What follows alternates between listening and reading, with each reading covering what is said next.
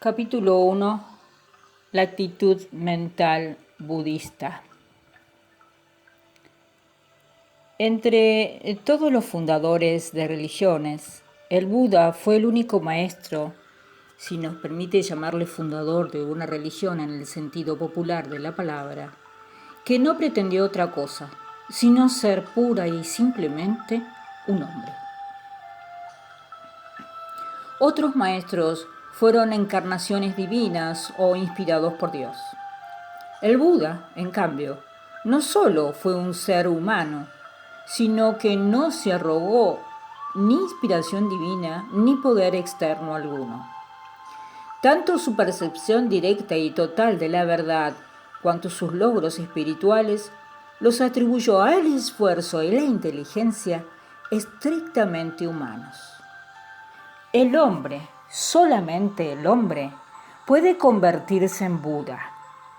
Cada hombre, si lo desea y se esfuerza, tiene en sí mismo la potencialidad necesaria para alcanzar tal estado.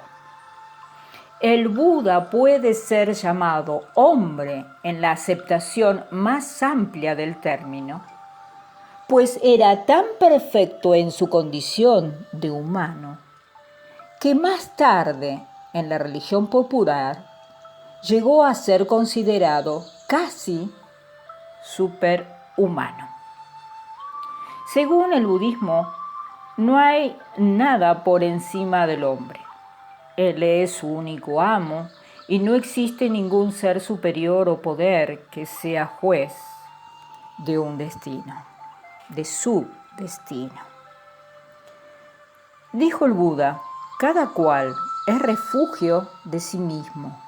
¿Qué otro refugio podría haber? Exhortó a sus discípulos a que ellos mismos fuesen su refugio y no buscasen ningún otro refugio o ayuda. El Buda enseñó, animó y estimuló a cada uno a autodesarrollarse, porque mediante su propio esfuerzo e inteligencia, el hombre tiene en sus manos el poder de liberarse de toda servidumbre. Y en otras parte declara, si vosotros mismos debéis hacer el esfuerzo, pues los Tathagatas solo enseñan la senda. Si el Buda ha de ser llamado Salvador, es únicamente en el sentido de que descubrió e indicó el sendero que conduce a la liberación, al nirvana, pero nosotros mismos debemos hallar el sendero. En este principio de responsabilidad individual se funda la plena libertad que el Buda considera a sus discípulos. En el Mahaparinibbana Sutta, él dice que nunca pensó en dirigir el Sangha, la orden monástica, o que éste debía estarle subordinado, y agregó que en su enseñanza no había doctrinas esotéricas, nada escondido en el puño cerrado de un maestro, Acariya Muti, dicho de otra manera, no mantuvo nada oculto. La libertad de pensamiento enunciada por el Buda es desconocida en cualquier otra parte de la historia de las religiones. Tal libertad es necesaria, pues según él, la emancipación del hombre depende de su directa aprehensión de la verdad y no mediante la gracia benevolente de un Dios o un poder externo como recompensa a una conducta obediente y virtuosa. Cierta vez el Buda visitó una pequeña villa llamada Kesaputta, en el reino de Kosala, cuyos pobladores eran conocidos por el nombre común de Kalamas.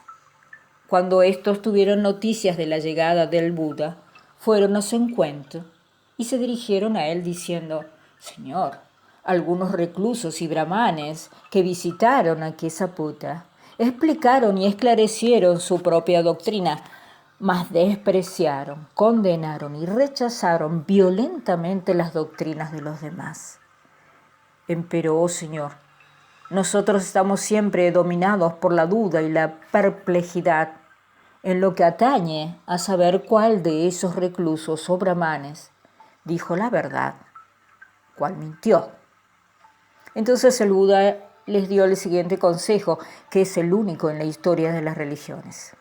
Sí, Kalamas, justo es que dudéis y estéis perplejos, pues la duda ha surgido en vosotros motivada por un asunto dudoso. Ahora bien, Kalamas, prestad atención. No guiéis por lo que escucháis decir a otros, ni por la tradición, ni por los rumores. No guiéis por la autoridad de los textos religiosos, ni por la lógica o la deducción, ni por razonamientos basados en la experiencia, ni por el deleite de las opiniones especulativas, ni por posibilidad fundadas en apariencias, ni tampoco por esta idea. Este es nuestro maestro.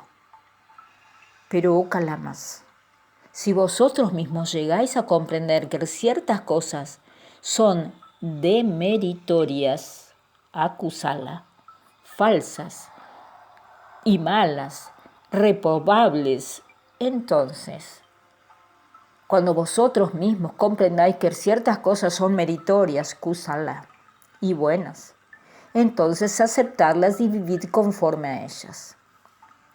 El Buda fue más lejos aún, pues le dijo a los bhikkhus que el discípulo debía examinar al propio Tathagata, con el fin de estar completamente convencido del verdadero valor del maestro a quien seguía.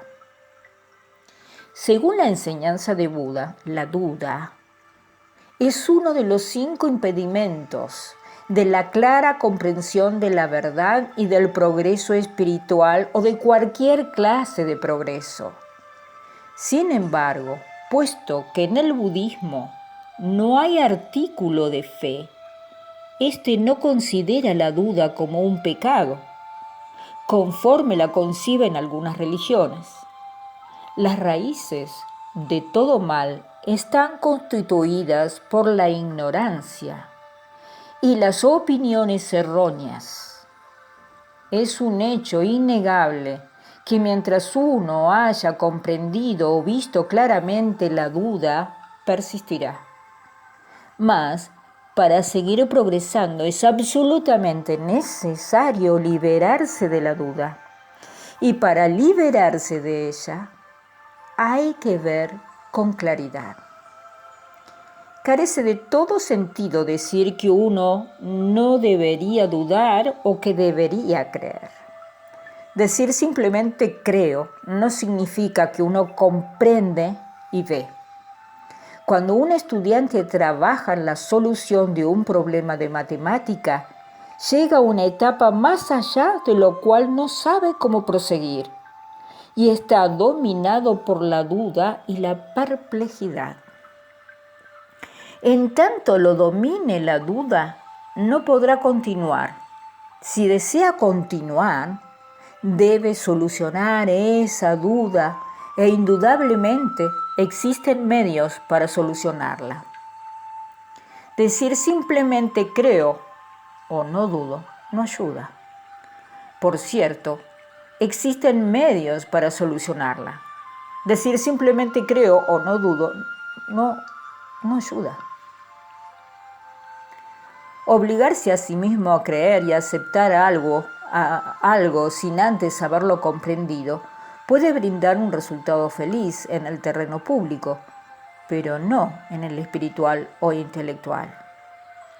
El Buda estaba siempre ansioso por disipar la duda.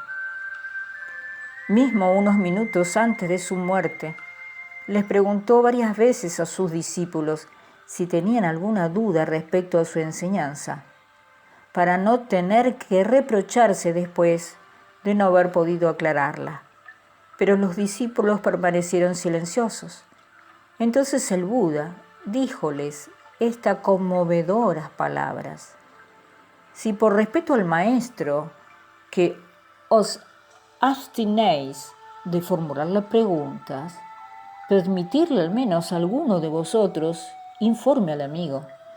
Es decir, que quien tuviera una duda se la comunicara a su amigo con el fin de que éste formulara la pregunta por él. Tanto la libertad de pensamiento cuanto la tolerancia enunciados por el Buda causan asombro al estudiante de la historia de las religiones.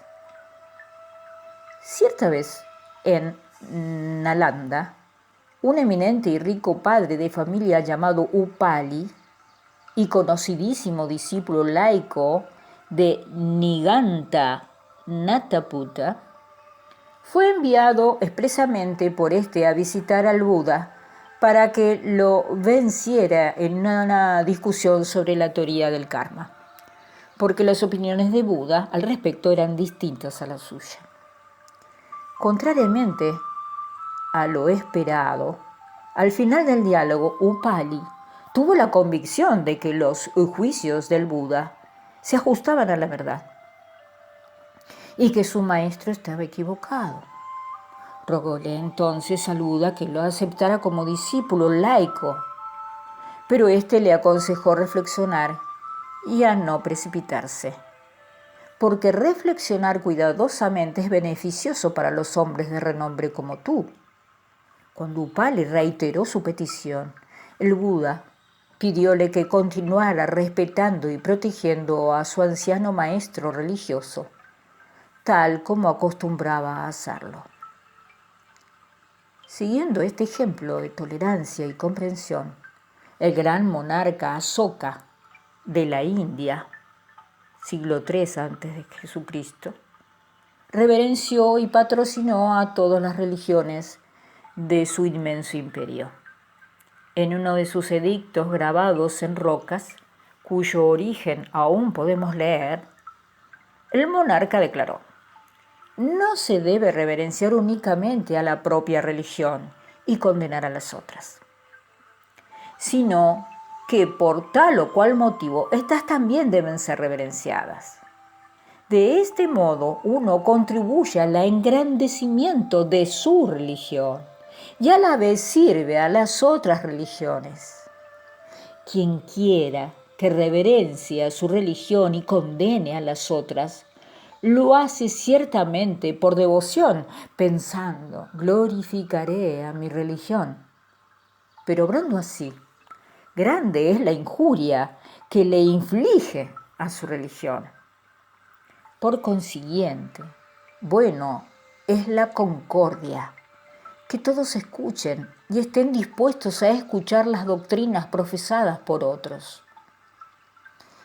Cabe agregar aquí que este espíritu de mutua comprensión debería ser puesto en práctica en nuestros días, no solo con respecto a doctrinas religiosas, sino también en otros campos.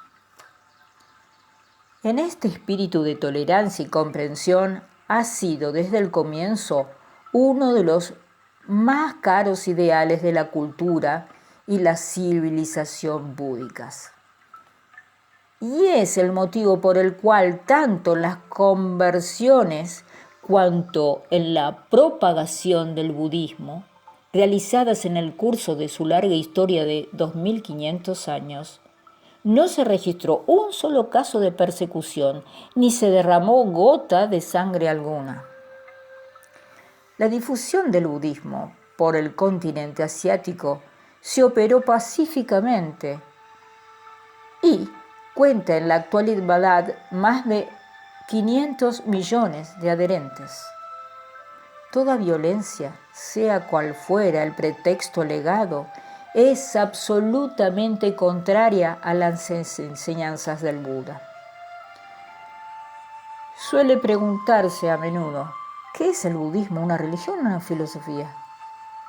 El nombre que le deis carece de total importancia, pues cualquiera sea el rótulo que le pongáis, esto no modifica al budismo, continúa siendo lo que es. Aún el rótulo budismo que le ponemos a la enseñanza del Buda tiene muy poca importancia.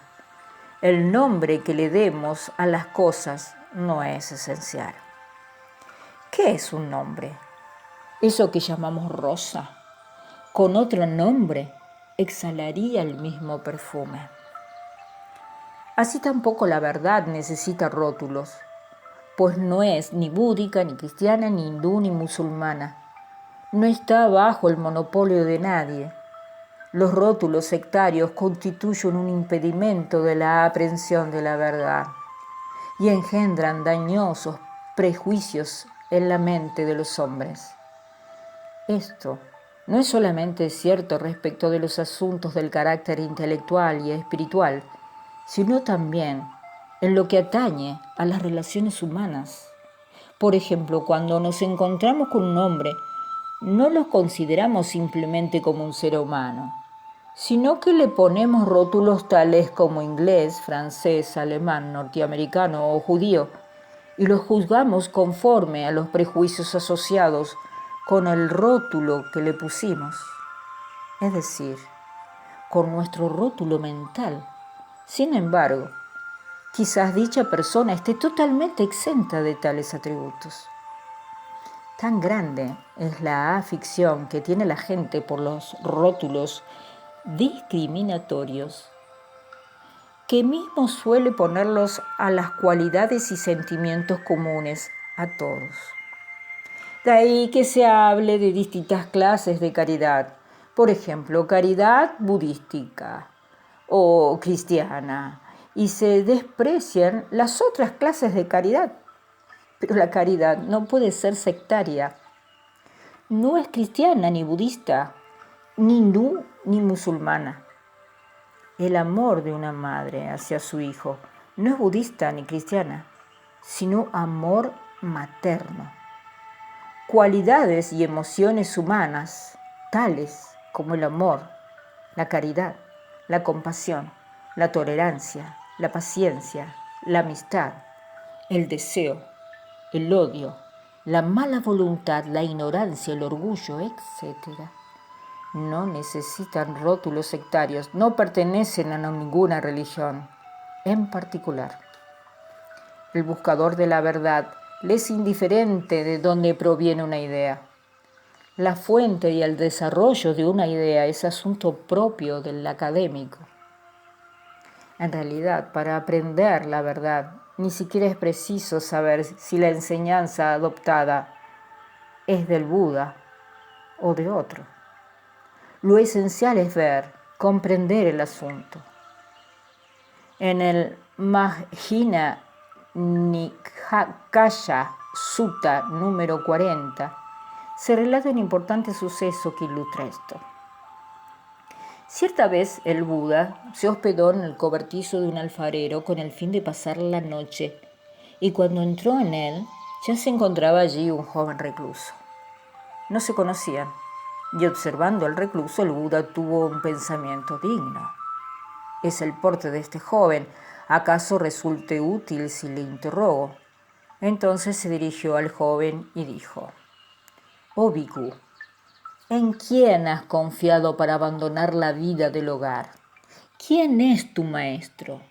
¿De quién es la doctrina que más te agrada?» «Oh amigo», respondió el joven, «hay un recluso llamado Gotama, descendiente de los Sakyas, que ha abandonado la familia de los Sakyas para convertirse en recluso. Pública es su elevada reputación de Arahant, de totalmente iluminado. En ese sublime he confiado al convertirme en recluso. Él es mi maestro, suya es la doctrina que más me agrada». ¿Dónde reside actualmente el sublime, el Arahant, el totalmente iluminado? En los países del norte, amigo. Hay una ciudad llamada Savatthi. Allí reside actualmente este sublime, el Arahant, el totalmente iluminado. ¿Has visto alguna vez a ese sublime? Si le vieses, ¿podrías reconocerle? Nunca vi ese sublime. Y si le viese, no podría reconocerle. El Buda comprendió que por él este joven desconocido había abandonado la vida del hogar y se había convertido en recluso. Pero sin divulgar su identidad, se dirigió al joven diciéndole: «Oh Bhikkhu, voy a enseñarte la doctrina. Escucha, presta atención y hablaré».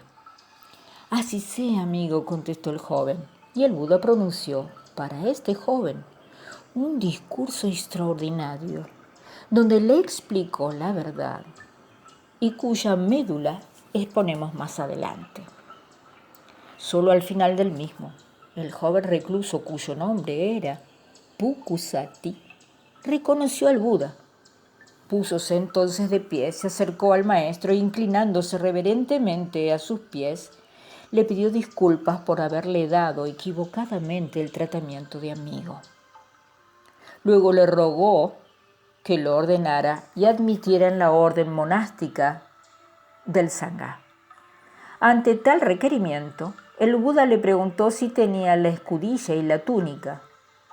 El bhikkhu debe poseer 3 túnicas y la escudilla de la limosna. Pero como Pukusati le contestó que no llevaba tales elementos consigo, el Buda le dijo que los Tathagatas no ordenaban a quien no tuvieran las túnicas y la escudilla. Entonces Pukusati salió en busca de ellas. Empero, desgraciadamente, fue acornado por una vaca enfurecida y murió. Cuando esta triste noticia le fue comunicado al Buda, éste dijo que Pukusati era un sabio que ya había aprendido la verdad y alcanzado la penúltima etapa hacia el nirvana, que había renacido en un mundo donde se convertiría en Arahant y finalmente moriría para no retornar jamás a este mundo. Este relato demuestra claramente que cuando Pukusati escuchaba al Buda y comprendió su enseñanza, no sabía quién le hablaba ni de quién era la enseñanza. Pukusati vio la verdad. Si el medicamento es bueno, la enfermedad será curada. ¿Con qué poco importa saber quién preparó el medicamento o cuál es su procedencia? Casi todas las religiones están basadas en la fe, más bien en la fe ciega, al parecer. El budismo, en cambio, no hace hincapié en la visión, la penetración, el conocimiento, la comprensión, y no en la fe o en la creencia. En los textos budistas encontramos la palabra sada, sarada en sánscrito, traducida generalmente por fe o creencia. Pero el sada no es fe propiamente dicha, sino más bien confianza, nacida de la convicción.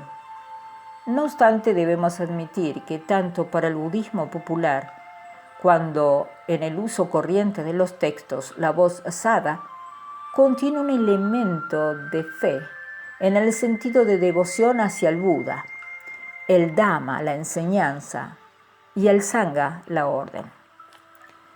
Según Asanga, el gran filósofo budista del siglo IV a.C., 3 son los aspectos de Srada. 1. Total y firme convicción de que existe una cosa. 2.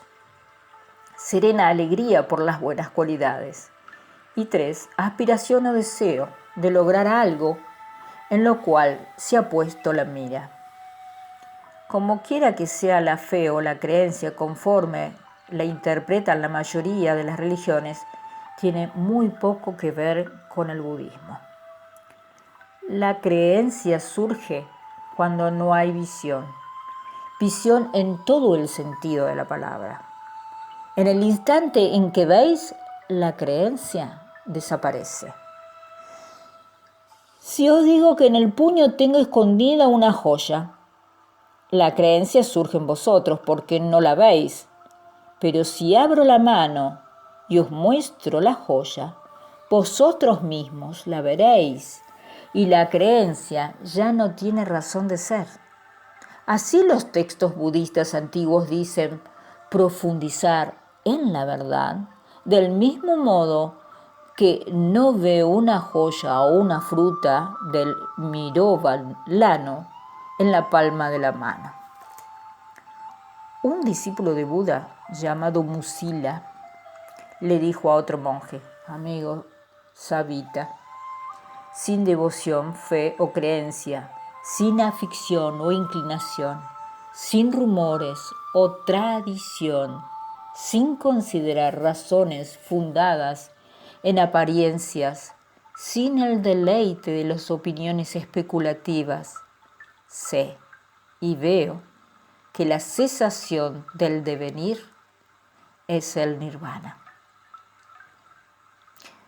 Y el Buda dice, oh bhikkhus, declaro que la destrucción de las corrupciones e impurezas es para aquel que conoce y ve, mas no para aquel que ni conoce ni ve. Siempre se trata de visión, penetración, conocimiento y no de creencia. La enseñanza del Buda es denominada Echipasika, o sea, que os invita a venir y ver, y no venir y creer. La expresión empleada en diversos lugares de los textos budistas relativas a aquel que ha logrado la percepción de la verdad son las siguientes. Ha surgido en él el impoluto e inmaculado ojo de la verdad.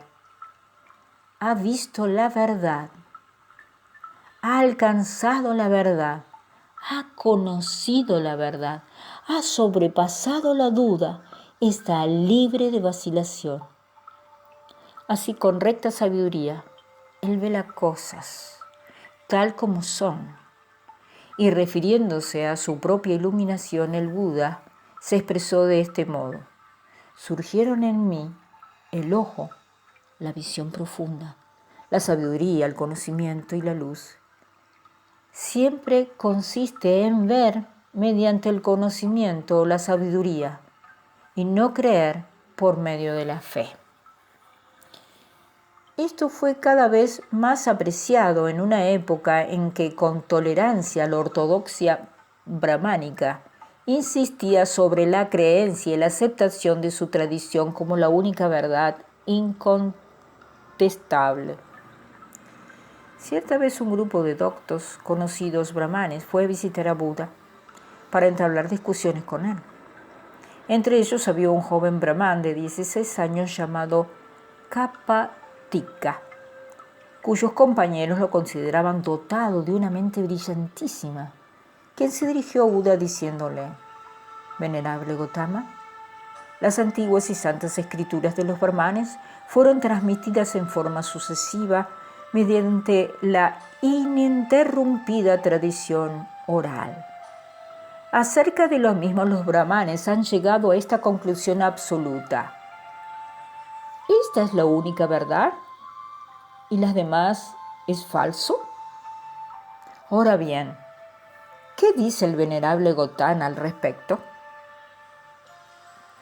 Entre los brahmanes hay uno solo que pretende saber y haber visto por propia experiencia. Esta es la única verdad y lo demás es falso, inquirió el Buda. No, señor, respondió el joven con toda franqueza. Entonces, ¿no hay un solo maestro o maestro de maestros de los brahmanes anteriores a las séptimas generaciones? O mismo uno de los autores originales de esta escritura que pretenda saber y haber visto por propia experiencia, esta es la única verdad y las demás es falso? No, señor. Entonces es como una hilera de hombres ciegos, cada uno apoyándose en el que le precede. El primero no ve, el del medio no ve y el último tampoco ve. Por consiguiente, a mi parecer, la condición de los brahmanes se asemeja a una hilera de hombres ciegos. Seguidamente el Buda les dio un consejo capital. No es digno del hombre sabio que sostiene la verdad llegar a la conclusión absoluta. Esta es la única verdad y lo demás es falso. Al solicitarle al joven Brahmán que explicara la idea de mantener o proteger la verdad, el Buda dijo: siempre que se sostenga la verdad, un hombre tiene fe si dice, esta es mi fe. Pero debido a ello, no puede llegar a la conclusión absoluta. Esta es la única verdad y lo demás es falso. En otras palabras, un hombre puede creer lo que le plazca y decir, creo esto, siempre que sostenga la verdad, porque en su creencia o su fe no debe decir que lo que él cree es solo verdad y que lo demás es falso. Dice el Buda, apegarse a una cosa o una opinión y despreciar a otras cosas, otras opiniones, como inferiores es, según los sabios, una ligadura.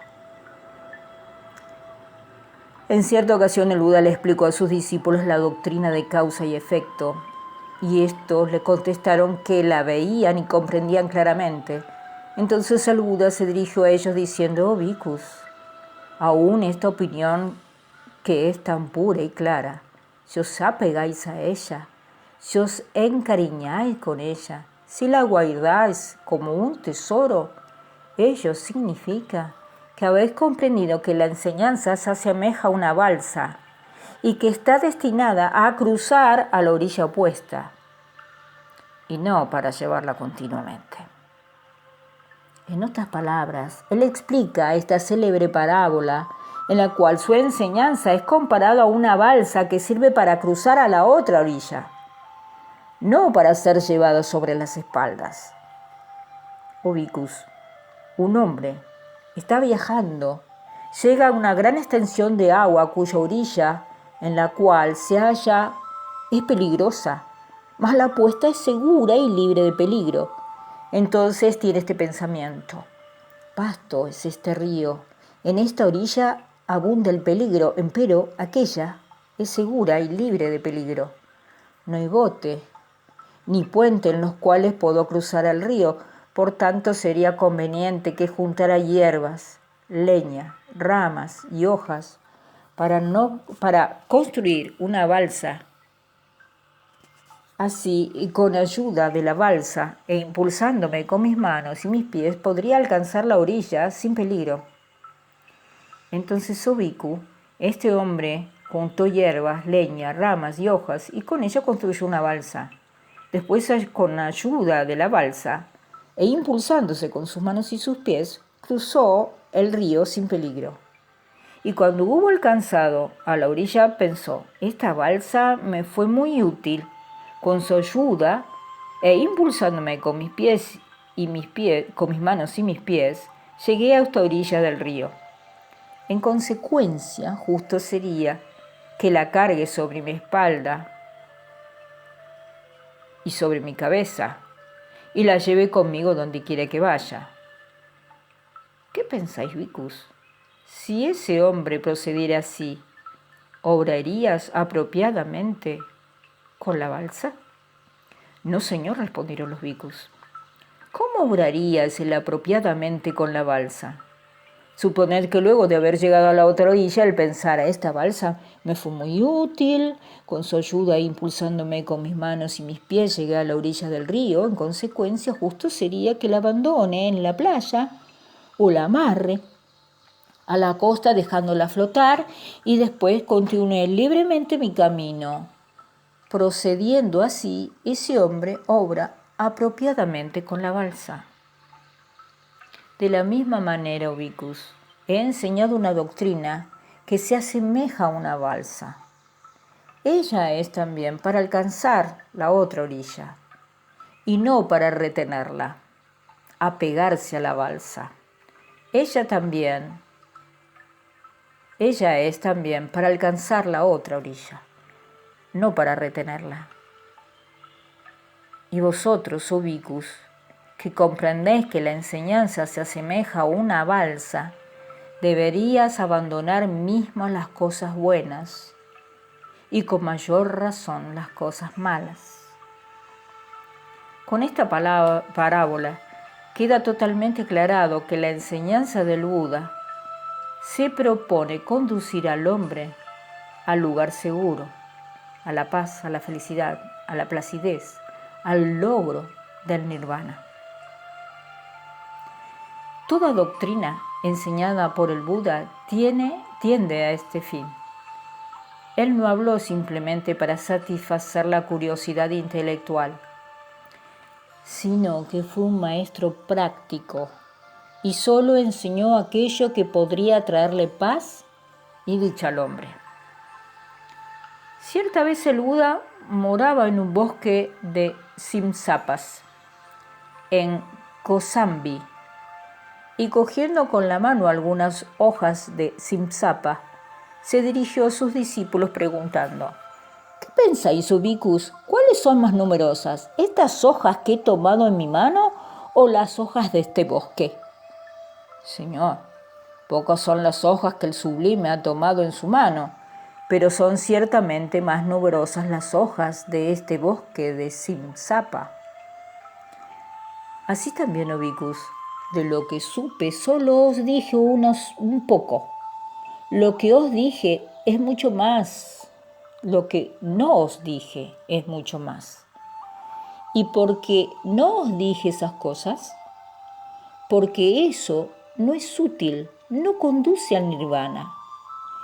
Este es el motivo por lo cual no os dije esas cosas. Resulta fútil para nosotros tratar de especular como lo intentaron vanamente algunos eruditos acerca de lo que el Buda sabía y no nos dijo.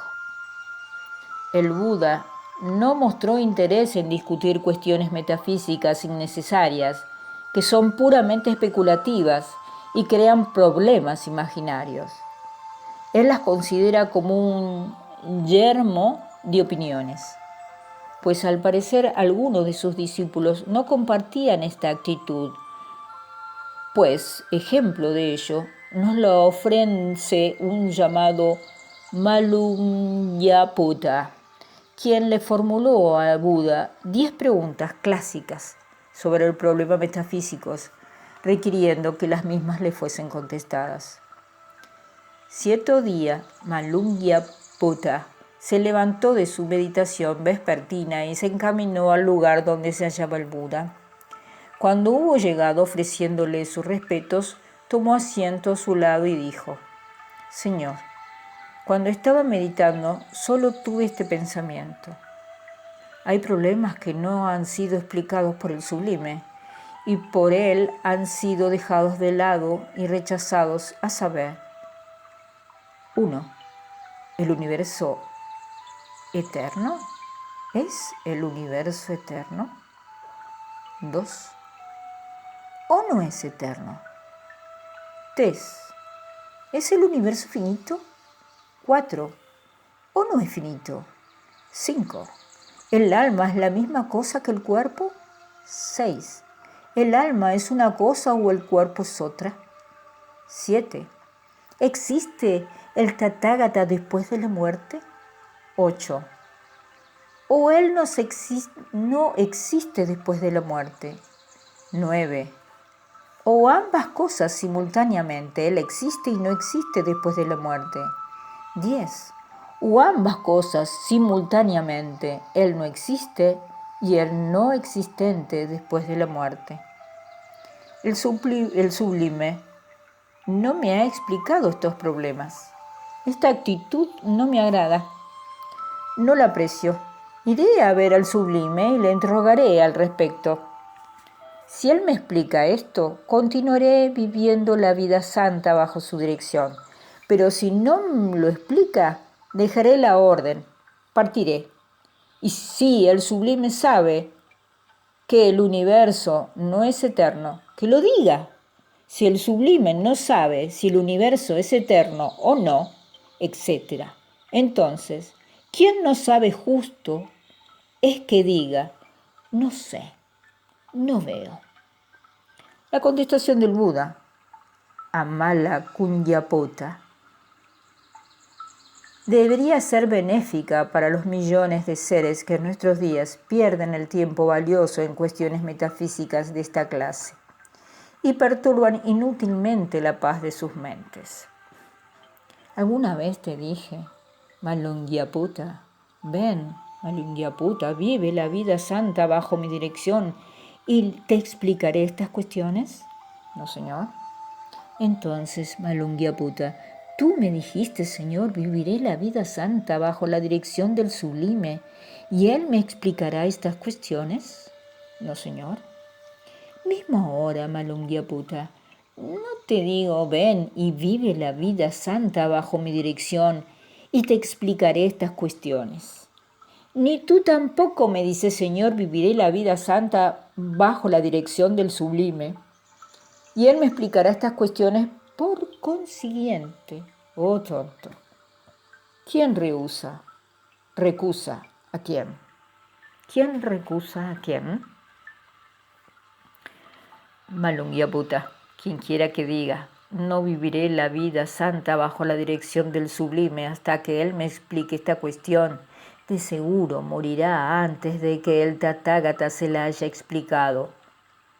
Supón, Malungyaputta, que un hombre ha sido herido por la flecha envenenada y siendo llevado el cirujano por sus amigos y parientes diga, no permitiré que me extraigan la flecha hasta que yo sepa quién la disparó. Si un Kshatriya, casta de los guerreros, o un Brahman, casta sacerdotal, o un Vaisya, casta de los comerciantes y agricultores, o un Sudra, casta baja. ¿Cuál es su nombre personal? ¿Cuál es el nombre de su familia? Si es alto o bajo o de estatura mediana. ¿Cuál es el color de su tez? ¿De qué villa, pueblo o ciudad viene? No permitiré que se extraiga esta flecha hasta que yo sepa con qué clase de arco fue disparada, qué clase de cuerda de arco se empleó, qué tipo de flecha, qué clase de pluma se utilizó en la flecha y de qué material era la punta de esta. ¿Cómo terminaría Malungyaputta? Ese hombre morirá. Son saber todas estas cosas. Así también, Malungyaputta, quien quiera que diga, no viviré la vida santa bajo la dirección del sublime hasta que él me explique si el universo es eterno o no eterno, etc., de seguro morirá sin que el Tathagata le haya explicado estas cuestiones. El Buda prosigue diciéndole, Malungyaputta, que la vida santa no depende de tales juicios, pues cualquiera sean las opiniones que uno sustente respecto de las mencionadas problemas, existe el nacimiento, el dolor, la aflicción, la angustia, cuya cesación, esto es nirvana, declaro en esta vida.